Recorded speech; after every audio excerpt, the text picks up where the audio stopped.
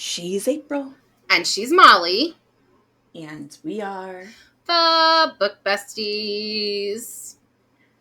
And friends! You don't have a sock monster in your dryer. It's England. Jesus, Mary, and Joseph and the wee feckin' donkey. Hey! That's my line, bitch! 15 minutes in and we haven't talked about the book. That's just normal for us. Potato is the national animal for Ireland. Have you had any good crack today? I want to go to Potato Land! We're only going to put in this much effort. Fine. We'll talk about the book if we have to. Okay, this is weird. Yeah. This is weird. Yeah. Yeah, because it's like my two major besties are just like... Yeah. Apparently and like, we're mortal enemies. I'm pretty in convinced. your opinion, I was ma'am, not aware we were mortal enemies. You replaced me. If you didn't leave Houston... Listen, do you think I really wanted to leave Houston to go to fucking Cleveland, You didn't want to Ohio? be in Houston. You fucking hated Houston. Fair point. I did. You fucking hated Houston. I did. Every time you got in your car, somebody rear-ended you. This I is feel true. like. Mm-hmm. Mm-hmm. When she replaces me, can you and I hate her together?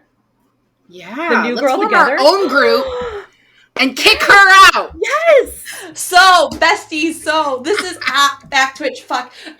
So this week we are having one of my near and dear lovies that isn't April, Hillary. Hillary and I became besties against her will, actually. That's how I became her bestie, too. I thought that's how Molly got all her friends. It is. I just pick up introverts and take them home. So you're mine now. You're going to come with me. Yeah. So we met through our daughters. My oldest and her oldest daughter are best friends, and they have been best friends since the first grade. Mm-hmm.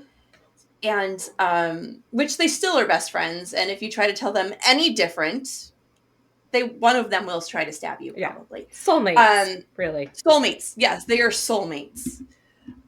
So I invited them over for a play date because she had a younger daughter that was the same, close to age in Livy. And by the end of that, she had Rocco, Jack, and Ginger in her lap. Because I was on the floor, so that I could be closer to the dogs. And I looked at her and I go, Good call. We're going to be friends now.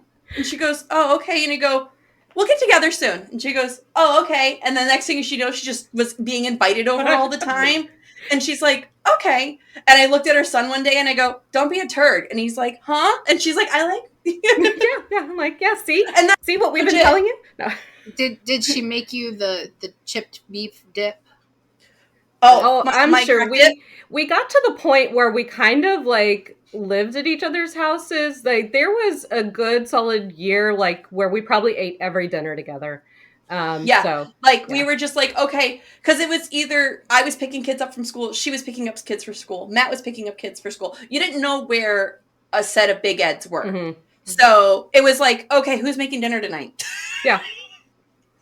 Yeah, and we had 4 adults to pick from. It works out fabulously. It was really great until like all our schedules just kind of went haywire at the same time. Yeah. And that was when I had my back surgery at the same time too. I know. Yeah, I started working like full time. I was like never 2 days home. before my back surgery. Yeah. So crazy. When did you move to Ireland? Oh, so in the middle of a fucking pandemic, she just left. We did. Well, see now. You know, good choices all around. This is all my husband's fault. Like we can, and he accepts it.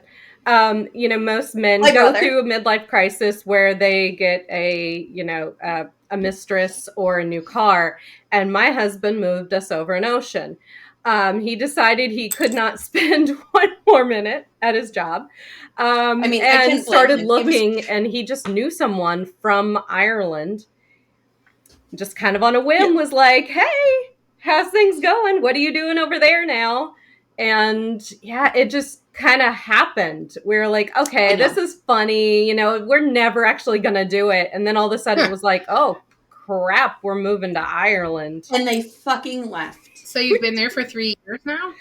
2 years. So this is the second anniversary of when my husband got here, because he left us behind to finish school because I was teaching.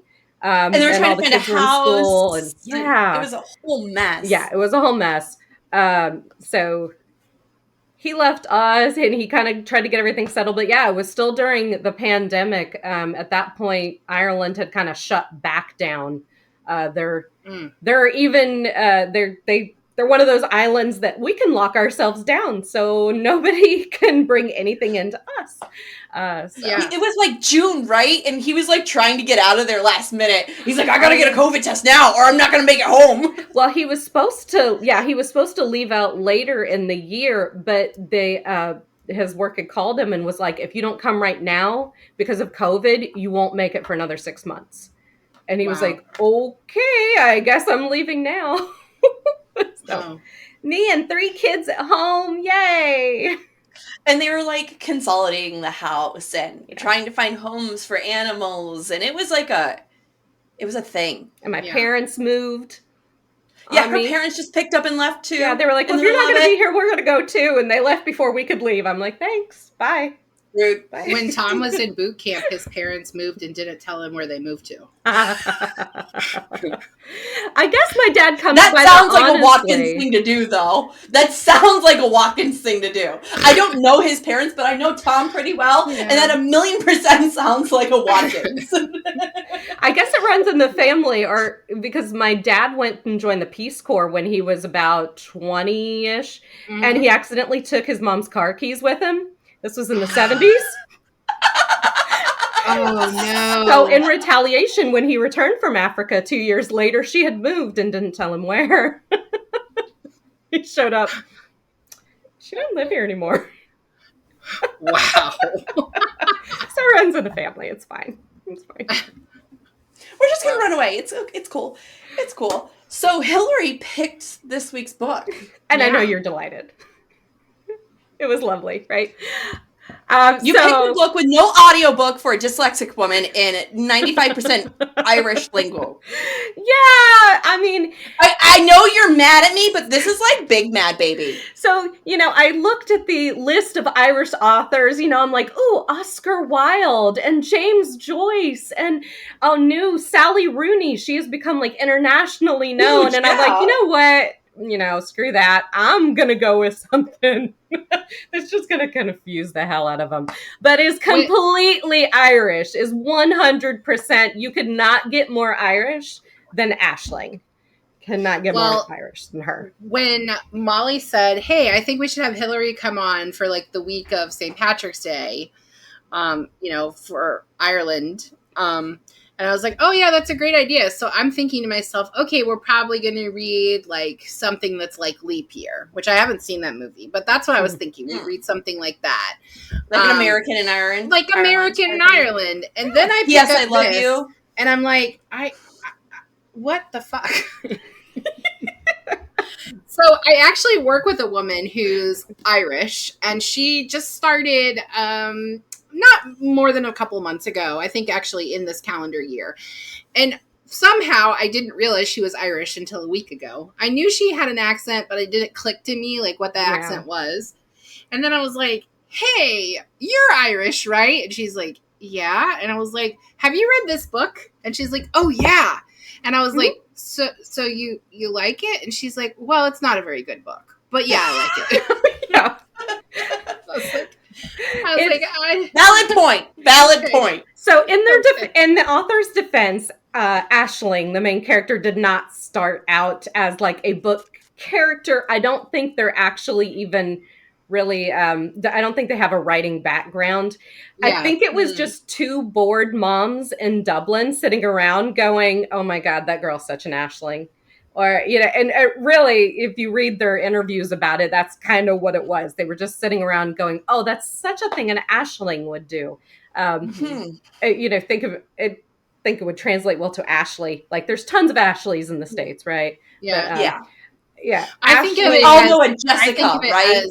as a Karen, but not as negative of a context. Like, it's a name that we've taken and we've made it, that's such a Karen thing to do. So, like, that's what I feel like with Aisling. Like, it's such an Aisling thing to do. Like, it's such a country girl thing. Yeah, it started out as just a Facebook page with tons of memes, and then they actually got asked to start writing columns for the paper when certain events would come up, like from Aisling's perspective of what she would do. And then they were like, well, let's just write a book. And I think they're on number 4 or 5 by now. Yeah, there's shit ton of them. Yeah, there's a lot. And I just saw a diary for it the other day in one of the bookstores. Like, she's got calendars and planners and... Good for them, man. In defense of this book, even though I didn't like it, I think the reason I didn't like it is that it was lost in translation. Yeah, I feel like if you are Irish, this is a good book. Yeah, I agree. I was reading this, and on the back it says, where did it say? We'll have you laughing your socks off. Livia read that out loud to me. She was reading the back, and she goes, we'll have you laughing your socks off. And my bookmark was like here by that point. And she goes, socks still firmly on, and walked away. Oh, Tater. The shade. The shade. Oh, so observant, that one. Do you want to give us a synopsis about the book, and then we can start like actually going into the questions? Yes, sure. Okay, so 20. We didn't actually say what it was. Yeah, so the book is, oh my God, what a complete Aisling. I have no idea how to say the author's names. Emer Maslot. Yeah. What's that last name? McLoss? Is that what it was? I don't know. I didn't focus on the last name. McLysaght.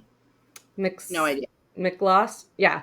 Yeah, I know it's Emer. I've met plenty of Emers. Emer's actually a very popular girl's name over here.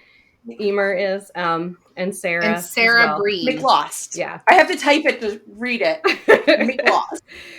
The woman I work with told me her sister's name, which was like, I think it was Lily or something like that. Now I can't remember. But then she spelled it for me. I was like, that's not how you spell that word. No. There's no way that's correct. Oh, I've got a little, I sent you guys a list of names. I don't know if you still have Yeah, we're not doing that. You're not? You're not going to play along with me? Oh, sure. I'll try. I'll do it. I had to ask my coworker how to say one of the characters' names in this book because there's no way. These tabs are words. Are just words that you needed? Are just words. I should have given you a vocab list beforehand. Explain yourself. I just Googled it. Yeah, that's fair. I just Googled it. And and one green tab because they mentioned David Tennant. Well, to start off, you have to read the title as fast as you can. If you want to be truly Irish, it's like, oh my God, what a complete Aisling. And mine does not have the little note afterwards telling you how to pronounce it because everyone knows how to pronounce Aisling. I do have kind of a funny story about that name, though. Since I started teaching, the worst part of my day is getting a brand new student list. I can imagine. Yeah, and trying to be like, am I going to know how to pronounce this? But I knew Aisling. Like, I had Aislings before. I was like so confident. I started my brand new job, and I am rolling down the list. I got super confident. And when I got to Aisling, I pronounced it Aisling. So I called a 12-year-old girl Aisling in front of 8-year-olds. 12-year-olds. Yeah, 12-year-olds. Yeah. They haven't let me live that down yet. Luckily, the girl thought it was really funny. She just kind of moved on. She was like, because I'd already mispronounced so many others. They were like, okay, whatever. When I was teaching the 1 year I taught when I was in Pasadena, I was in Houston area, Pasadena. I had a student whose name was Katie, Cady, and I have seen Mean Girls like 1 billion times, and so I know that is pronounced Katie, not Caddy. And I said Caddy, and she went, "It's Katie," and I was like, "Oh, cool." And then tried to make it funny, so I was like, "Yeah, I'm going to call you Caddy," like they do in the movie, and she was like, "Please don't. My name is." I was like, Speaking of names, April, did you know Hillary's daughter is named after her son? Her husband? I do. Her daughter is a junior. Yes. Which people either love or absolutely hate. They absolutely love it. And they think we're kidding when we say that it's Junior after the name. But no, it's legally that. She's legally Courtney Jr., so. She introduced herself to me as that when I first met her. Full name. She's very the whole thing. Very just proud. Recited it in a little handout at first grade. Do they have the same middle name? Yes. Yep. Which is kind of interesting. The middle name is Dysart. We thought it was French, but there's actually a town right by us here called Dysart. So now we're like, we don't know what it is. Nice. I don't think it's Irish. Probably not. Nice. Court doesn't care. He'll use it to drink scotch no matter what. Yeah, absolutely. Absolutely. All right. Okay, well, poor Aisling. We should actually talk about Aisling, right? Let's do that. I suppose. So, poor Aisling. I know you guys no, so thrilled about this book. Listen, you know the deal. This isn't your first rodeo 15 with minutes me. in and we haven't talked about the book. That's just normal for us. Just fucking normal. I was like, this is going to be Planet of the Ice by Barbarians all over again with April just going, fine, we'll talk about the book if we have to.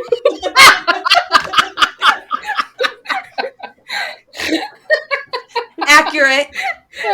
You know I live. But I mean, that is 95% of our episodes. April, when I'm hosting, and April's like, fine. About what happened, whatever. Why did you make me read this? Poor Aisling. She is a 28-year-old just country girl growing up in a small rural Ireland. But like a lot of the country girls, the only place to get a real good job is to work in the big city in Dublin. Ireland's not that big, so it's easy for people to commute, still live in the country, still come into Dublin.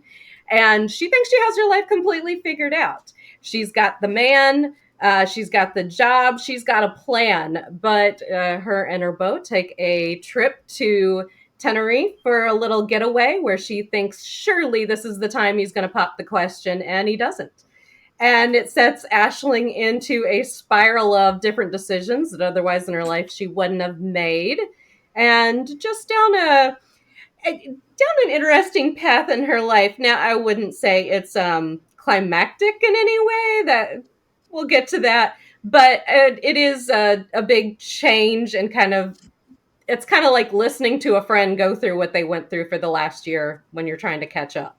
Especially if you're reading it as someone that knows the Irish background and culture. It sounds a lot like, you would sit down with a cup of coffee and this is the conversation you would have. So you're listening to the thoughts that just spew out of Aisling's mouth. So accurate. Yeah. That is an accurate description of this book. Right? It is the ramblings of a woman. I felt like it read like they were still writing tweets or Facebook posts. It didn't work to me as like a cohesive like novel. It's just a single conscious thought. Mm-hmm.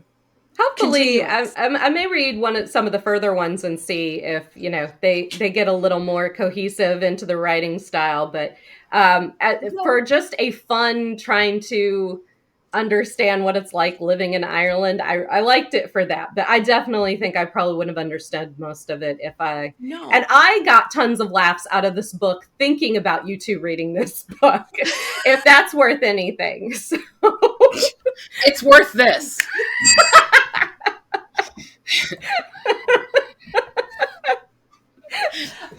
That's fair. Honestly, the string of cohesive thoughts, an editor would have fixed it. Solid, decent editor. That they have an editor. I would think so. But I think they liked it. I think they liked it just as it was. I don't know. Maybe that's just an Irish thing to like kind of go and ramble on. Have you seen James Joyce's Ulysses? Is like that thick, right? Man, listen, just Hillary, we are not the kind of podcast that talks about James Joyce. James Joyce. We know who he is. Well, that's why I didn't pick James Joyce. Are you new here? Are you new here? I was here for Ice Planet Barbarians, so no. I think I know. So the copy of the book that I have is definitely a British import because it has pounds on it. I don't know if you guys can mine see too. Okay, yeah. But I wonder if the reason it still has the translation of her name is because it was in Britain doesn't mean anyone necessarily know how to say the names that are Irish, which by the way, absolutely. you have schooled me on. I did not realize that Ireland was not in the UK. Yeah, I've had to inform quite a few people of that, and I'm still trying to explain it to my great aunt. I think she might just be too old to learn at this point, but so we just kind of like go, okay, Barb, okay. Yeah, because she texted me when the Queen died. She's like, "Are you guys okay? Are you in mourning over there?" I'm like, "That's not our Queen. No. Like, no, not our Queen." And they're kind of salty about it, you know, because anybody that was under British rule and managed to get out tends to be a little salty about it. But it's very confusing because there is the island of Ireland, but on it are two different countries that split not long ago. So there is Northern Ireland, and then there is the Republic of Ireland. Northern Ireland still belongs to England, so it is part of the United Kingdom. It's a very, very tiny part of Ireland, though, that belongs. I'm talking, you could drive across it in an hour and a half, kind of tiny. Gotcha. The rest of it is the Republic of Ireland, and it's really was split between the Protestants that in Northern Ireland that were closer to England that wanted to stay part of the UK, and then the Republic of Ireland, which is primarily Catholic. And so it was split into that. But they still talk about it kind of in groups. Like they'll say, hey, yeah, Ireland has 32 counties. Well, that includes Northern Ireland and the Republic of Ireland. Gotcha. So there are times when they talk about it as though they are all one. The further south you get, the less they care about the fact that they're two different countries. But when you get close to that border, there people have some really strong opinions when you drive up there. Before you get to the border, there are all these Irish flags. As soon as you cross the border, Union Jacks everywhere. Wow. It's kind of like, I think of it like the Mason-Dixon line in the States. Like there's still some people waving that flag that are like, no, our side is right. Yeah. So what kind of government do they have? I mean, it's a republic, so I'm guessing that they have, do you have a president or? We do, but being kind of like a good old country island, he takes his dog with him to all his press conferences wherever he goes. It's this big, and so that's kind of all I know about him is he's really old. He wears those old Irish caps, right? And he takes his dog with him, and his dog like is pulling at his jacket and nipping at his hands the whole time. It's not like a tiny dog, like it's just standing there. And so that's really all I've taken away from our government is it's run by this old dude and his dog, probably out of the pub somewhere. Sounds right. Valid. Which is fine. Right. He's doing a great job. Everyone loves him. I think it does come down, a lot of our decisions come down to a parliament, though. We do have representatives of the counties, so they tend to go in there quite a bit. I think a lot of people would probably describe it as being a little more socialist. Hopefully that's not like a dirty phrase for me to say to them, but it just in the fact that the government covers a lot of things. Like as a teacher, I am paid by the country. It doesn't matter what school hired me, I'm paid by the country, by Ireland. My husband is on an Irish contract. Lots and lots of people work for the government because the government covers a lot of different things. But yeah. But I mean, size-wise, it's probably smaller than most of our states. So it is about the same square footage or square mileage, whatever you want to say, as Indiana. Okay. But it has the same population as metropolitan Houston, 5 million people. Damn. Yeah. I did a study abroad in college, and so I lived in England, and one of my flatmates was from the southernmost tip of England, and our school was up near Manchester, so northern part of the country, and it took her like 3 hours to drive home. I was like, that's like driving the state of Ohio. Yeah. Yeah, I mean, size-wise, I mean, if you really look at history and what the United Kingdom and Ireland, well, I'm not specifically speaking to Ireland, but England particularly has been able to do with the size of their country, it's freaking remarkable. Really? They own a lot of the world, or they did at one time. Yeah. And I mean, it's not like I condone what they did. The British Museum is literally like all these things we stole from other cultures. It's not like they acquired them in a positive manner. But I mean, it's pretty impressive that small country was able to do that. Absolutely. It's a toddler's toy box, right? Like you got a nasty milk cup, the remote that was missing, your DVD from Blockbuster that was missing 6 months ago. It's all there. Just check England. Just check England. England has it. If it's missing, it's in the British Museum. Don't worry. It's in the British Museum. That's where all our socks go, guys. They know where it is. They know where it is. You don't have a sock monster in your dryer. It's England. It's England. It all ends up in England. That's right. The Queen, she really loves socks. That's why. You notice your socks are fine now? All I'm saying. Wow, Molly. I just escalated. Gosh. How did we get there? The country is still in mourning. I know, I'm an asshole. Everybody knows I'm an asshole. I mean, but look at the shit they're doing with the king. I mean, nobody wants to go do the coronation. All right, as we've established, Ireland is not part of the UK, so maybe we should just get off the Queen. Not part of the UK, yes. There are a lot of jokes, though, about, like they should establish a hard border around, because it's really like if you're traveling from state to state, like I can just drive over there, even though it's technically another country. I can just drive over across the line, go shopping, come back. Like there's no customs, there's no border, it's not like the wall. I mean, I understand that they are currently two different countries, but they haven't always been that. So right. I kind of get it. If you can watch Dairy Girls, if you can get that at all, oh my God. I love it's on Netflix for those of you that are here in the US. Yes, it is fantastic. One, it does kind of shed light on the Troubles, which I love that their civil war was called the Troubles. That's very Irish to downplay what was really happening. Just a little trouble. Don't worry about it. Car bombings, blowing up bridges, complete civil unrest. It was just a little bit of trouble.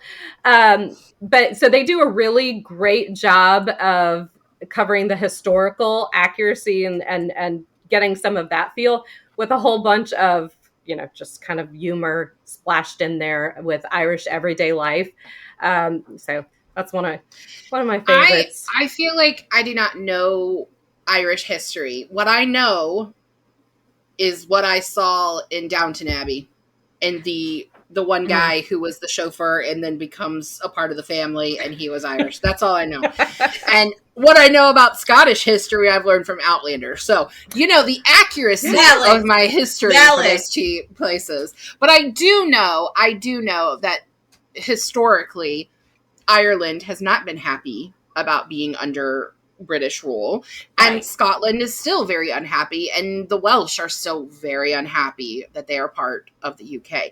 And I had a flatmate who was Scottish, and she would say, like, this is not a choice. Like, this is not what we would, choose.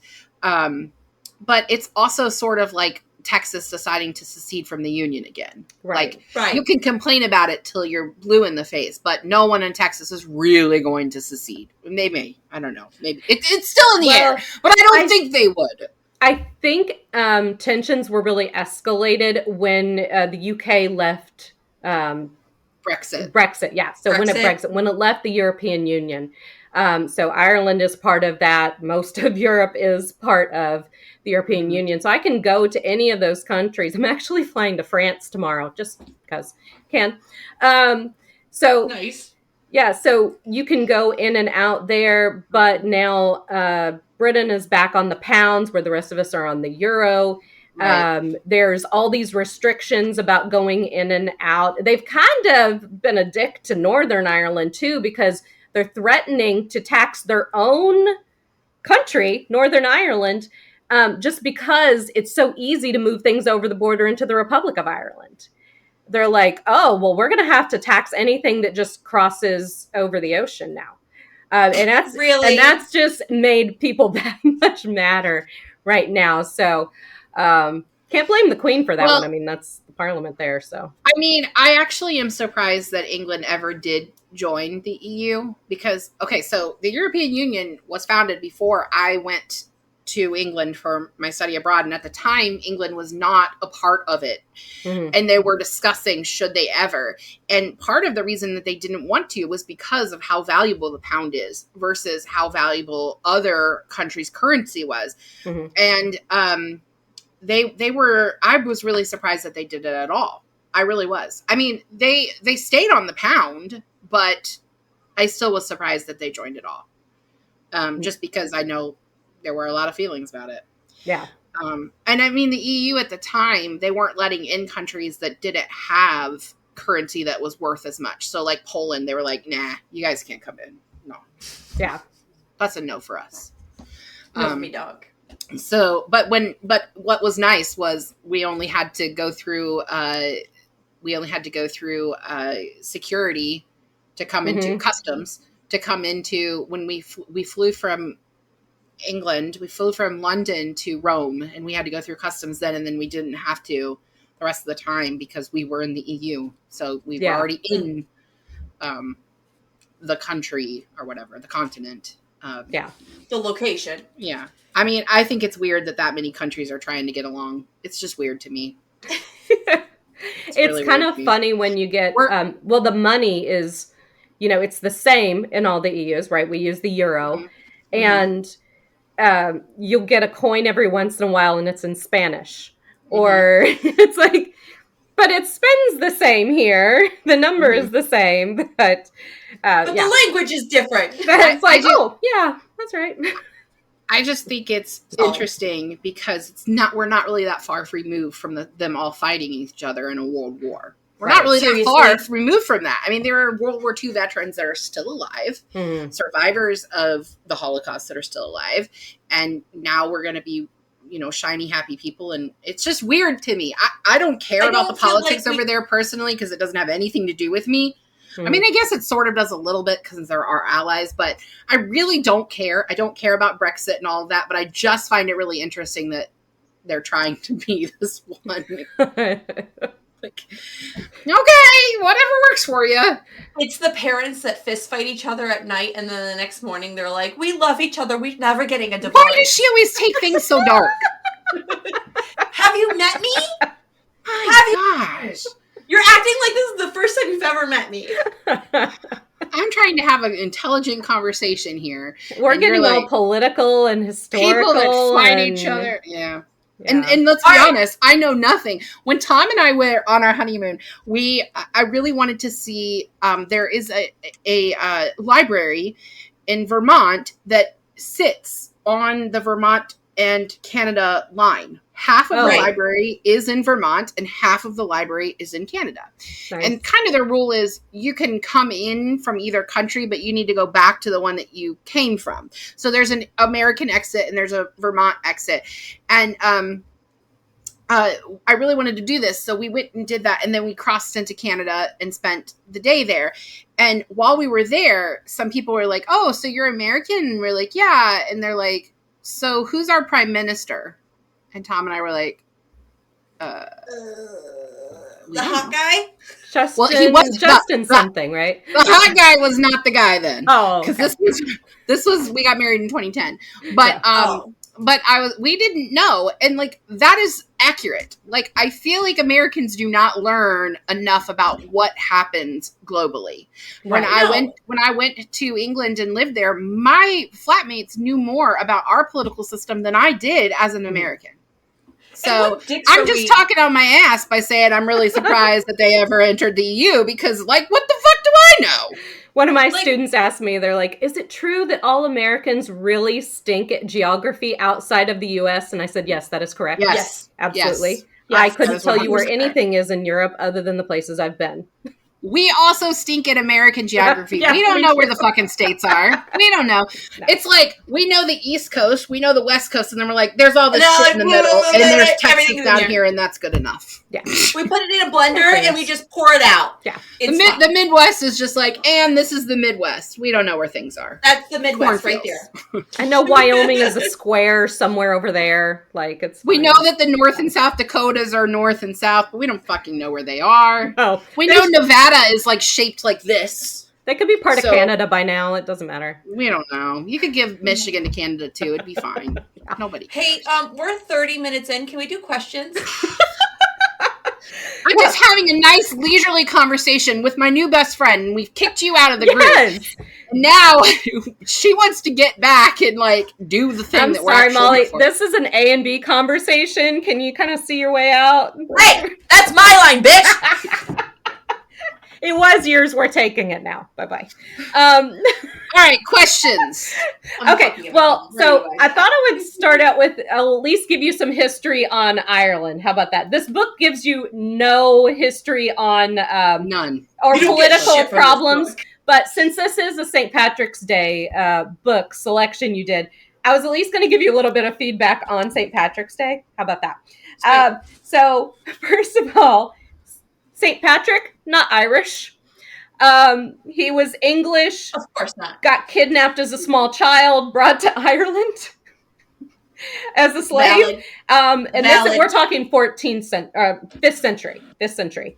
Went back to Britain eventually, became, what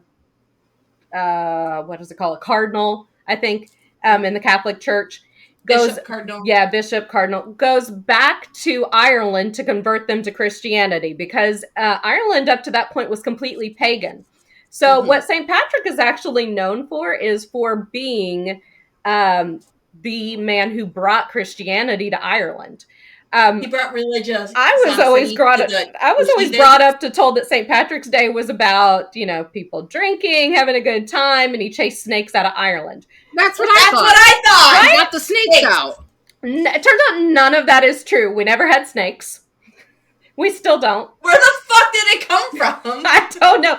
It was just one of those urban legends. Irish are very good about building up a story. If you ever go to the Giant's Causeway, their whole backstory about why the rocks are the way they are has nothing to do with the science behind it. It's all about giants that they said had a feud with Scotland, right? They love a good story.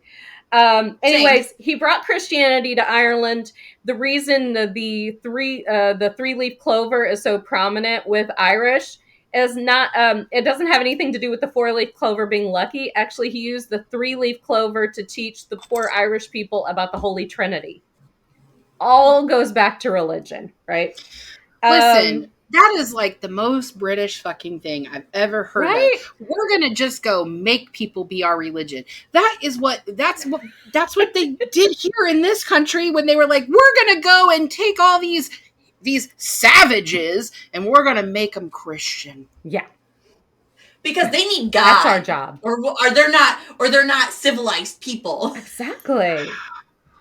So, heaven forbid they just have their own faith. What's really funny about that is I think a lot of people associate the Irish with drinking and that St. Patrick's Day should be this big drinking celebration.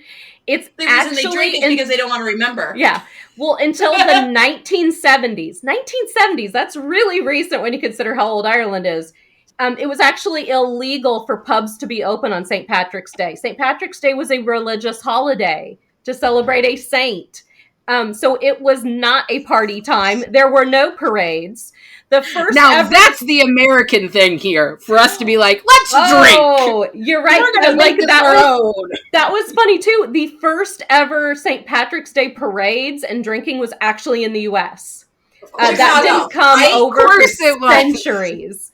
It was in Chicago? It was, weirdly enough, St. Augustine, Florida had the first ever St. Patrick's Day parade. I would have expected Boston. But Chicago has the longest running St. Patrick's Day parade because St. Augustine didn't keep up with it. It was just kind of let's do it this year. And that is so Florida. Yeah. They're that was fun. We're going to put in this much effort. Yes. We made a thing. We're not doing it again now. They dyed their river green once and then just never did it again. So Chicago gets all the things for that. But yeah, so celebrating and drinking for St. Patrick's Day was not really, it was more of an American thing. So that's fun. And the reason you see it spelled Paddy, Paddy, usually is because the Irish spelling of that name, but he had the English spelling of the name, so I don't know why we're converting it into Irish.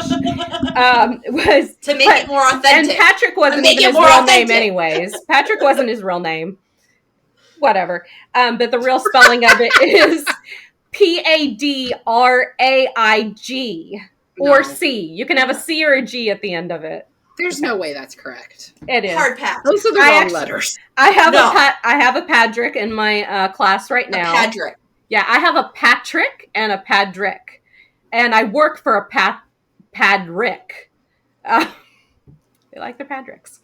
So. No. Just start saying no when they come up and tell you that. No. So that leads do super American things. Yeah. I'm going to call you Jeff. Oh, no, they still love their super Irish names, as you could tell. And I know which name you probably had to ask your coworker about. It was about Ashling's roommate, wasn't it? Yes. And how did she tell you to pronounce it? I'm curious. I forgot what the woman's name was. I need to see it in writing so I can remember. So it's spelled, for all of you listening, Sadhbh. I was like, what the fuck is that? Fuck? So she said it was Sadive, I think. Usually Sive. Sive, that's what it was. Yes. I kept putting the D in there. It was Sive. That's what she told me. Sive rhymes with 5. Yeah. Yeah, that's what she said. Yeah. I was like, there's no way that's right. She's like, yeah, because this makes the V sound, like Siobhan. And I was like, I always thought the name was Siobhan, not Siobhan.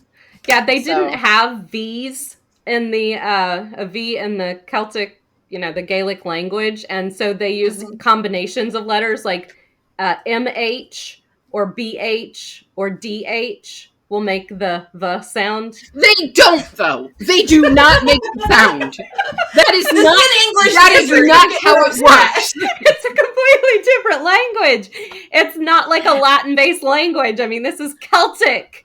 English is not a Latin-based language either. It's a Germanic language. And I'm going to tell you that it does not work like that. I'm not sure Americans get to judge on pronouncing some of those things. Comments this episode, where's Molly? She's quiet. We told you. Right. April and I are BFFs now. We're kicking you out of our club. Bye. Some other names you probably saw in there, they talk about Neve, and they talk really ugly about Neve in this book, because not ugly, but there's just like this slight disdain because Neve from across the street is a Protestant, and that's God forbid. Neve is Niamh, Neve. Yeah. No. Yeah. Why do they have all these super Irish names and then John? John. Yeah, lots of John. Oh, John. Yeah, there's lots of Johns. There's not a whole lot of gender neutral names. I've only come across one gender neutral Irish name so far, and that's Dara. And it can be spelled How's that gender neutral? And it can be spelled like 4 different ways. Well, I had 2 boys in my class that are Dara, and they both spell it different ways. And one's like, yeah, that's usually the way girls spell it. I'm like, okay, so there's Dara's and so it's Jessie. And Jessie? Yeah. Oh, yeah, like yeah. Jessie. Yeah. Where it's Jessie, Jesse, Jes, Jessica, Jessie. We haven't asked a single question yet. I said that 10 minutes ago. Just putting that out. Well, I was trying to bring it back. 10 minutes ago I said that. We are at least talking about the book. So yes. That's better than Molly and I do sometimes. That's true. Should I give you some vocab from the book? You want vocab or you want story? I can do questions. Do you want questions? How about we say vocab for the end? Let's go into the questions. All right. So we talked about her storytelling. All right. That was one question I said to you, but we talked about like her being that kind of writer style and all that. So I'll skip over that one. And you mentioned earlier, April, and I put this in one of my questions. Is she a equivalent of a Karen? Or do you know an American Aisling? I think I kind of agree with you. I don't think she's like as bad as a Karen, But it describes her as being like overly sensible, trusted with the key to the company stationery, live, laugh, love posters, all that kind of stuff. She was definitely, she was like a conglomeration of a certain type of girl. Yeah. So she's the farmhouse chic girls here. Yes. Right? You know what I mean? All the way. Shiplap all the way. They have Ray done everything. Yes. I live in the country in Virginia, so I know this type of person. Yeah. There's 7 of them probably at every mom group gathering. Absolutely. Yeah. See, and that doesn't change no matter what country you are. They're just there, right? True. The one writing the passive aggressive notes about, washing your cup and putting it in the sink, and yeah. Yeah. Yeah, but this is where the book failed for me, because while I can equate that to someone here, I didn't care about the things that she was talking about, because they weren't things I could associate with. So when she talked about the stores where she was going and how much she paid, I was like, I don't know. Like, is that a good deal? How am I supposed to know? I never cared once about Ashley. That's the problem. Yeah. This character never makes you fall in love with her. You never become friends with her. I don't know that you're supposed to, though, Molly. I don't know that you're supposed to. But when you have a main character in a story this long, you want to have at least compassion for her to continue the story. I sort of thought of her as like me when I moved to Florida. I was from a really small town in Ohio, and when I moved to Florida, I was now in Tampa. I was now in this place where there was a lot more diversity, and there was culture that I wasn't used to. And I mean, I know that she was in the same country going from the country to Dublin, but that's what it felt like to me. Like, oh, I'm just that country hit girl from a small town, and I'm not even from the country, but like it felt like a cultural collide and a naivety that I had as somebody that grew up in a small town versus somebody that grows up in like the big city. So that's what I equated it to. I definitely, my first few years on my own in Florida, I definitely made some mistakes that my friends were going, seriously, that's not okay. Like, you can't do that. I'd be like, oh, I'm sorry. And so like, I get that aspect of her, you know? Yeah, absolutely. I get that. I mean, a farm kid going into the military for the first time. I get that. Yeah, I mean, you're from a small town too. I don't feel like I saw that part of Ashley. You know? I think she was such a conglomeration of people that they missed out on giving her a personality altogether. Yes, that is a good way to say it. This book is like, I did this, and then I did this, and then I did this, and then I did this, and then I did this, and it's like I've read Bridget Jones's Diary. I've read the whole series. I really liked Bridget Jones's Diary. I watched the movies first. I didn't come into Bridget because of the books, but this book on the back of it says that it's like a new Bridget Jones, but I don't agree with that, because I think what Bridget Jones had that this book doesn't is that Bridget doesn't stay there. You can be this way, you can be country, but you have to grow. And Ashley doesn't grow. She stays there. And I don't mean in location. I mean as a person. Metaphorically. Right. Whereas Bridget grew as a person. Right. The fact that, spoiler alert, the fact that Ashley gets back with John at the end, to me, shows no growth. No growth whatsoever. Yeah. That's exactly what I was getting to. I mean, like, this whole book was about John. Like, about a messy little breakup, and just, like, at the end, we're just, like, nothing's changed, other than the fact that we lost Dad. And you can't, you can't be mad that your ex has slept with somebody else. It's been months since you were dating.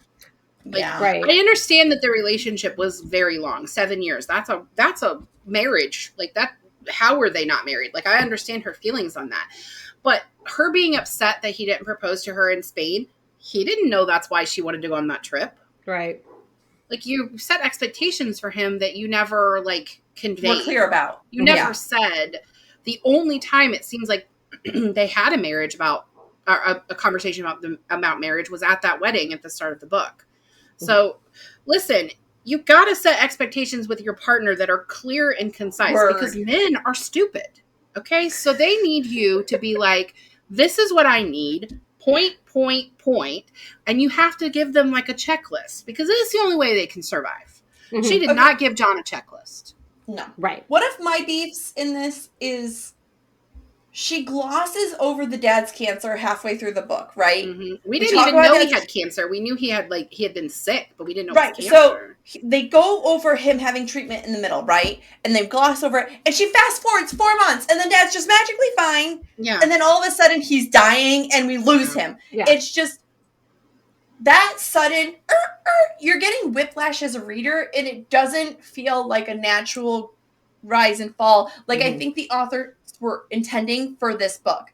I see what they were trying as a writer. Like I get you were trying to give us some scare and get Aisling real upset and worried about her family and not to focus on her relationship. And then when dad got better, she could focus on herself, go on that little trip, whatever, blah, blah, blah, Germany, And then dad dying. Great. This is her peak to change her life. And then what did you do? Back to John. Nothing changed. Bye-bye. Yeah. Nothing different. And it's not like even living with the 2 new roommates in Dublin even changed her personality. Like she didn't even see it as being anything different. I mean, it changed her in kind of no way whatsoever. She's still just a complete Aisling, as they said. Like, how did she not realize that one of her roommates was a lesbian? I know. God love her. Every time I'd read that, I think of How I Met Your Mother and that character. Oh, honey. Yeah, honey. Yes. Yes. Oh. Yes. Katy Perry. Yeah. Honey. I'll put that in the links if you haven't seen that. Oh my gosh. Yes, because she's like, wait, she's getting married. Who's she even dating? Are you kidding me? And like her best friend who spends the night with her that one night, she's like, why is she staying the night here? She lives like 3 doors down. Why is she staying here? I don't know. They just spend a lot of time together. They are in a relationship. Like, how do you not realize math? Yeah. Math, girl. I mean, you've seen a lesbian before. I'm sure of it. Right. You've met one, right? I hope. Like, right? They exist in the country too.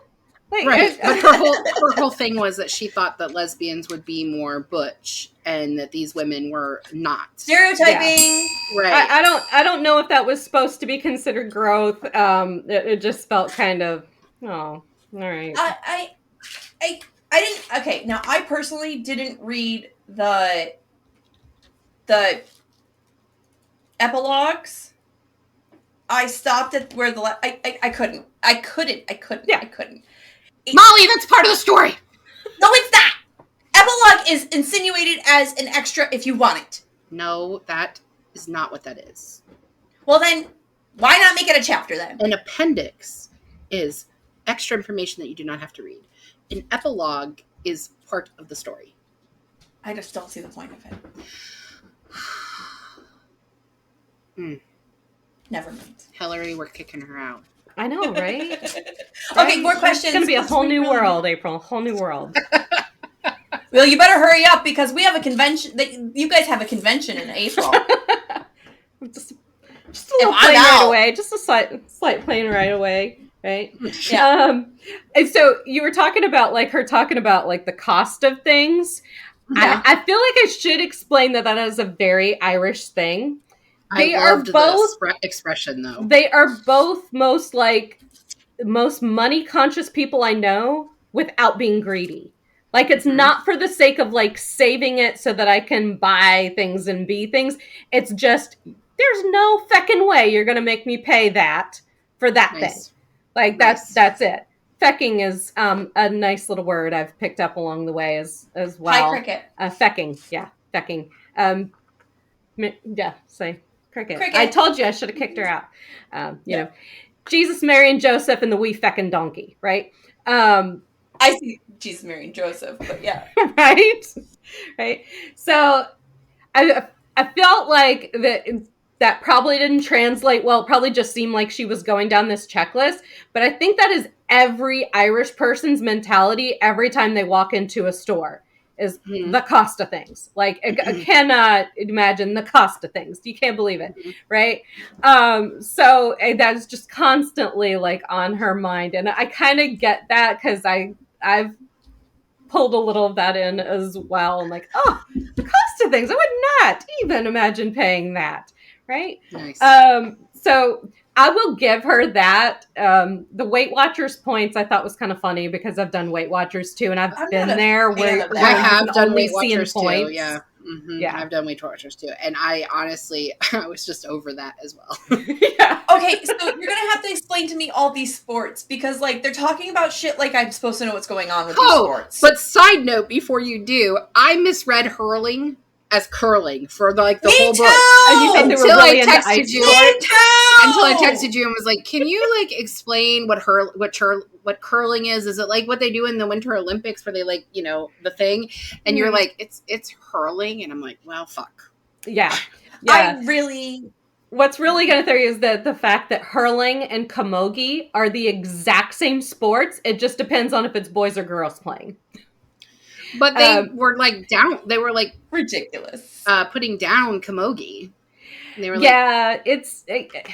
and they're going through the same thing we going through in the U.S. with female sports, where male sports are the epitome. That's what fills the stadium. That's what we fund and we go see. Mm-hmm. And even though there are no professional sports here, no one gets paid to play a sport here. But it is a term of national pride to play it. So so you have to have a full-time job as well, but you have to really love it and just be dedicated to it.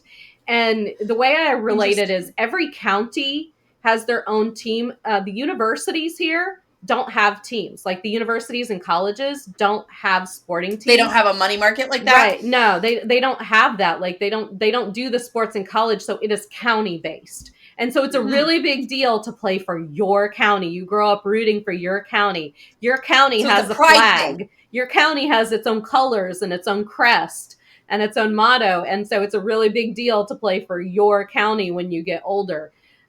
So that's the closest I can relate it to, is that it's county sports, but they do the same thing with female and male. It's still a thing here as well, where girls kind of get that shaft. Nobody goes to see the girls' sports, and it's harder to raise the money for the girls' sports. Though it's the exact same sport, hurling and camogie are. So, which is kind of a weird sport. What really kind of surprised me about the Irish was their love of outdoor sports. I mean, it is fucking cold here. It's so cold, kind of all year round. It has never been above 90 degrees in Ireland. Ever. And I know we moved our kids from Seventh Circle of Hell, Texas to Arctic Circle of Ireland. They're and the way Courtney likes to dress, like Junior likes her. She still dresses when dresses. She just suffers. That's my girl. That's my girl. That's my kid. As many Irish women do here. They will suffer through a night in tiny little dresses for the sake of no, I'm not leggings, covering that with a coat. Nothing. Yeah, no.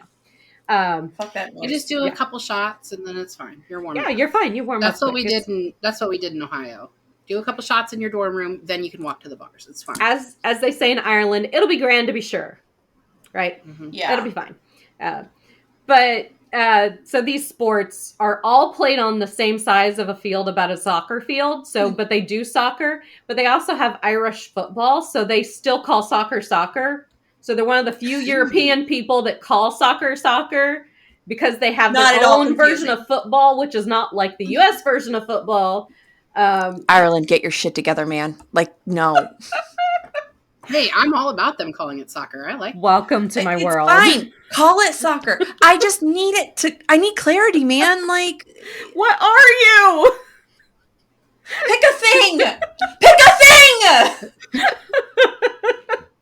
We should have this figured out by now. I mean, you're so old. Do you know how old this country is? You get your shit together. I don't have time for this. My nation's already confusing enough. Well, that's Democrats are Republicans. Republicans are blaming each other. We can't do drag. We can't freaking buy toy guns in California because it causes cancer. We can't do anything.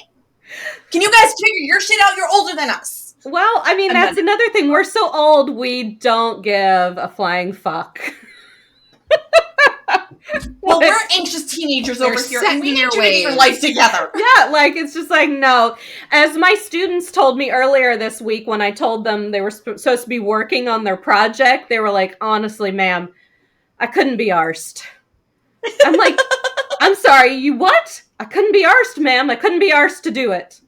I was like, oh, okay. You're going to use words now that I understand to explain what you just said, right? Yeah, like, I don't know if I should send you to detention for what you just said. Or ask for definition. Yeah, like, tell you to write your report on that. Are you allowed to say arsed in the school? Yes.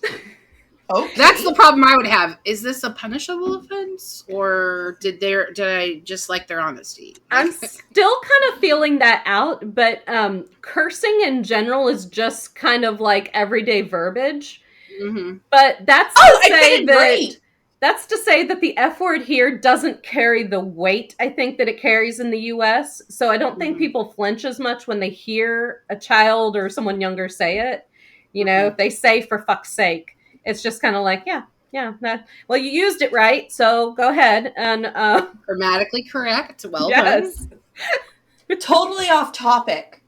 Off topic completely, but you guys both know my tiny. We're my over an hour and she's going off topic. Oh god. Piper said shit in front of Matt the other day. Like out of nowhere. She was doing something and she dropped it and she goes, shit! And Matt paused and she paused. She picked it up, went about her way. Matt didn't say anything and I just started laughing. And Matt's like, do I say something? I go, no, because she's in middle school. She knows the difference between saying it at home and saying it at school. She said it because she meant it in that moment. It's the only reason. My middle child went on a cursing rant the other day, and I think part of that is because the culture here is so a little bit more used to saying it, you know. Yes. Oh my god, you gotta film it next time. I need to see her just tirade. She went on an absolute tirade, just as they call it here. They don't say you were yelling about something, they say you were roaring. She was roaring about the fact that as a punishment, I made Lee load the dishwasher, and she was like, I will never find anything again. Nothing's getting clean in there. It is awful. Okay, for clarity here, April, her middle child acts like a second parent in her house. Yes. Like a third parent. Does. Like, she cleans, she cooks, she does all of it. She makes sure the other siblings are doing their shit. She is just squared away. And she thoroughly judges me for my inability to clean as well as her. But that's a whole nother story. She judges me too, don't worry. Yeah. She will call me. She asked her mom once about how to fix a recipe. When her mom didn't give her the right answer, she's like, I'm calling you. And then proceeded to call me in front of her mother, which I told her the same thing her mom told her. It didn't matter. It wasn't true if I said it. It's only true if Molly says it. Because I know baking more than her mom, obviously. Okay, so a couple more questions. We got to wrap up. Okay. So, I wanted to ask you guys if you were surprised about the pro-abortion stance that was taken in there. I actually liked this part of the story. I found it heartwarming that the mom felt comfortable enough to explain the story, and I like how she took the stance. I don't know if it was a good choice for this book because it just didn't fit. Mm-hmm. Like, this is not a take a stance book. Right. This is a light read humor book. So for them to throw that in there real hard, it just didn't feel like it fit. Does that make sense? Mm-hmm. Oh, yeah. April? Yeah, it felt out of place to me, too. I was surprised. I mean, you warned us, but I was still surprised. Yeah, because like you said, everything else is really lighthearted, and then it's just this big, oh, okay. Yeah, and not expecting her to go down. That's probably the only place she had for growth, maybe. She maybe sees her mom a little bit differently now. That might have been the only growth that Aisling really went through, where she was like, had a different understanding. Like, I feel like the politics that this book brings is they're a Protestant, and we don't like that guy who owns Ryanair. Like, that's the politics we expect from this book. I was just really surprised to see, oh, by the way. Yeah. We're also pro-abortion. It's just an interesting choice to throw it in there. Mm-hmm. Yeah, it felt like they had to make themselves feel serious for a minute, so they threw it in. Okay, and so my other big question, though, since we're talking about serious topics, do French fries go with pasta? Always. I don't get them served to me together, but I would like them served to me together. What? I like French fries. I like pasta. April, it's not too late. We can run away right now. Just shot. Okay, do they eat tuna fish in their pasta there the way they do in England? I don't know that I've seen much of that, but fries can be served with anything. Curry, we serve fries. Well, they call them chips here, but yes. Right. But it's the thick steak fries, right? Lasagna comes with fries. No. Potato is the national animal for Ireland. You don't add more carb. Right? You add a veg to that. You don't add a carb. But when I think of Ireland, I think of potatoes. So I guess that makes sense. Yeah. And they don't want to be known as like just this potato place, yet we have one amusement park and it is potato themed. So what are you going to do? I want to go to Potato Land. Yes, that's amazing. What's it called? Gosh. Is it called Potato Land? It was called Tato Park. It's based on a brand of potatoes that we have here, Tato's. Which is mentioned a lot in the book. Yes. Oh God, yeah, because potatoes go with anything. When they mentioned that at she was so impressed with the crisp sandwich bar at the wedding. I feel it's really important you understand these were not normal sandwiches. A crisp sandwich here is like 2 slices of Sunbeam with butter and potato chips inside. That's the sandwich. Why? What the hell? That is the sandwich. Why? I've not tried it. I've been told to, and I kind of don't want to be disappointed, so I haven't. Have you started buttering your bread before you make a sandwich now? I am a little ashamed to admit that the last time I got a chicken roll from the Spar, I did in fact tell her to put butter on it. Boo! You're American. Where's that barbecue sauce? That's for that Chick-fil-A sauce. In my defense, on the special I saw, that's how Niall Horan told me I had to eat it from that particular Spar in Mullingar. And fine. Niall Horan is the national dish of Ireland. So that's duh. Yeah, that's what you do. So. All right, you want to ask us to pronounce really weird names that we won't get right? Absolutely. So you have the list there. So that first one, you probably know this one though, because there is an actress pretty well known in the U.S. right now. Yeah, her name is Shorasy, right? Shorasy? Very close. Saoirse. Not close at all. Why are you lying to me? Don't try to make me feel better. Yeah, there's a lot of different vowels in there. They love a good vowel. They love a good H in there. I was going to say Sorcy. So that's really I have heard her pronounce it before, so the fact that I was like not getting it right is still pretty embarrassing. But because you read it and your brain wants to go phonetics, not realizing that there's no such thing when you're reading. Because that's not how letters work. That's not how the letters work. All right, and so we talked about the next one on there because that was the roommates. 5 rings of. Mm-hmm. Then Sierra. Is it Kiera? It's Kira. Kira. Yes, that's a K. Yeah, they don't do a lot of Ks.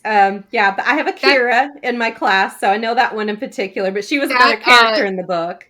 That is the name that my roommate had in college, who will be coming on, and that's how she spelled it. Oh, okay. Mm-hmm. Yeah. So you've seen that one? Yeah, I've seen that one. Oh, how about the next one? Aiofe. Offie? Effie? What the? Well, okay, so AI is ass. It's spelled like ash. So, right, so. Ash of?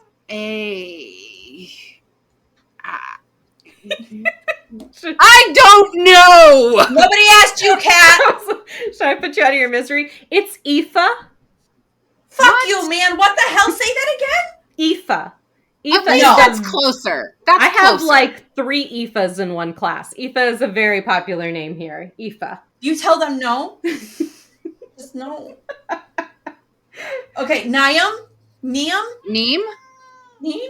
This is another one of those. If you have an H, you have to assume a V. Yeah, so Neve. That's Neve. Ha! Nice. Good. Good. You got that one. Raisin. I put this one in here because it's actually been my adversary too, and I've had to really work hard on it. Roisin and Oisin. No. Fucking A, man. No. I'm gonna put this list in the notes too, so y'all gang can try it at home. Trick some friends. Good luck. It's taken me a good 4 months. Eoin. Ian? You would think so, and I've called a kid in my class that many, many times, but it's Owen. Oh, there actually is an author with that first name, and I've never known how to say it. Yeah. So the E is silent? Owen? Sure, we'll go with that. The E is silent. The E is silent. I didn't say I understood why it was pronounced this way. I'm just telling you I know how to pronounce them now. And then the last one is my absolute favorite. I love this one. Not even trying. You won't get close. Kamiv? Come in? It's got to have a V sound in there. There is, but it's not where you think. It's Quiva. No, that's not Quiva. That's not how you say that word. That is Quiva. That sounds like a body function. You can't be American with that name, for sure. No, you cannot. This is very unfortunate. Yeah, that's Quiva. No, that's not. That's not Quiva. I don't know what word that is. There's no way that's correct. Yes, that is. That's one of my personal favorites. Really. Why? Okay. How did they get rashers out of bacon? That's the one I'm.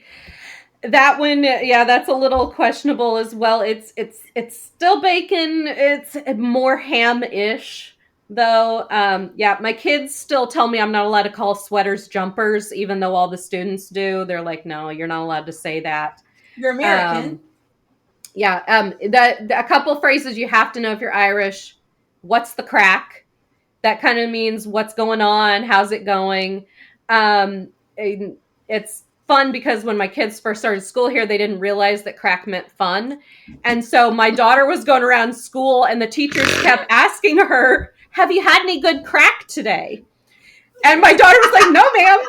No, I have not. I would never take drugs. Crack is whack. I would never have the crack. I would never have the crack. Yeah. Well, thank you for coming on. This has been really fun. Having me. If you ever need a little more Irish education and completely not talk about the Irish book, maybe we can do that next year with Ulysses. We can just talk about Ireland and we're not even talk about Ulysses. We're not. I get to pick the book. I bet it has an audiobook, but I bet it is 50 hours long. It does have an audio book. It's 7 years long. Listen, I was an English major. I was an English major in undergrad, and I have prided myself on not reading certain books, and that's one of them. It is 7 years long. It takes a master's to listen to it, and you have to pay $7 billion to get. Although I actually probably would pay good money to hear Molly's interpretation of that book. See, pros and cons. I hate you both. Whatever. It happens. And I only said that once today. So you're not part of the group anymore anyways, Molly. We'll kick you out of our club. That's fine. That's fine. Okay. Let's talk about what's going to happen next week, shall we? Next week, we have our honorary book bestie, Francesca Sapia, coming on to talk about her newest book, Grey Miss Fair. This is an advanced reader copy that she sent to Molly and I, and she is coming on to talk about this book that comes out March 28th. And you can pre-order it. You can pre-order it now. That will be our last March episode because we are going to take a week off so we can do some prep work because in April, we are going to be at Annapolis Book Festival on April 29th. And we are meeting some awesome authors. I mean, award winners and Pulitzer winners and I'm listening to Reese Witherspoon selections. Like, I see why the Christie Affair's on the Reese Witherspoon Club. Yeah. I'm currently reading C.C. Harrington's Wild Oak, and it's won a ton of awards for children's books, and I'm enjoying it. So, yeah, so we're doing lots of reading right now to prep so we can meet some authors in April, which is very cool. I'm so excited. And I'm going to put all the information, like last time, about the Annapolis Book Festival in the notes, and that is, of course, at the Key School, April 29th. Yes. Yep. And we'll be there. And look at me remembering stuff. What? I said, look at me remembering stuff. I'm so proud. And we'll be there with some friends of Besties, including my husband, our editor, Tom, and Nurse Katie, which is pretty exciting. So we're going to be running around like crazy people. But if you see us, say hey. Yeah. Come get a sticker and a flyer. Yeah. Yeah. Yeah. Or ask them what's the crack. You can ask us what the crack is. If somebody asks us what the crack is, I'm just going to hand them my phone and tell them to call you. Like, she's in here. Just take it. Just call her. Just call her yourself. You want to talk to Hillary, it's fine. Hillary, thank you so much for coming on so much and sharing this book with us. Less about the book, but Fingers crossed, she's here this summer, gang. Ooh, that's so exciting.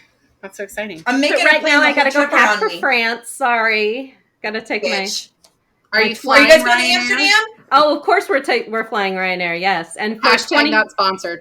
Yeah, and for €25, we're just glad they let us sit in a chair and not on the floor. So. It's true.